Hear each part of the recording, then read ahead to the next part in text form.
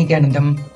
தியான மூலம் குரோர் மூர்த்தி, பூஜா மூலம் குரோர் பதம், மந்திர மூலம் குரோர் வாக்கியம், மோக்ஷ மூலம் குரோர் கிருபா.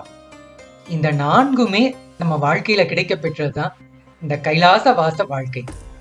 தியானம் அப்படிங்கிறதே குருவினுடைய மூர்த்தி, அவருடைய வடிவம் தான்.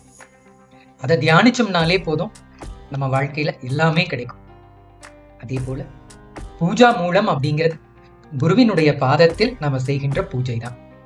மந்திர மூலம் அப்படிங்கிறது குரு நமக்கு கொடுக்கிற வார்த்தை. அதை நம்ம வாழ்க்கையா வாழ்ந்தோம்னாலே நம்ம வாழ்க்கையில மோட்சம் நிச்சயமாக கிடைக்கும். கருணாமூர்த்தி குருவின் கிருபை, அவருடைய கருணையும் அன்பும் கிடைக்க பெற்ற வாழ்க்கை தான் இந்த கைலாச வாழ்க்கை. இந்த நான்குமே கிடைக்க பெற்றிருக்கோங்க. அதுதான் நாங்க வாழ்க்கையில செய்த பெரிய கொடுப்பனை. இந்த நான்கையும் உங்களுடைய வாழ்க்கையிலும் அனுபவமாக பெற உங்கள் ஒவ்வொருவரையும் அன்போடு அழைக்கின்றோம் இந்த கைலாச வாச வாழ்க்கைக்கு.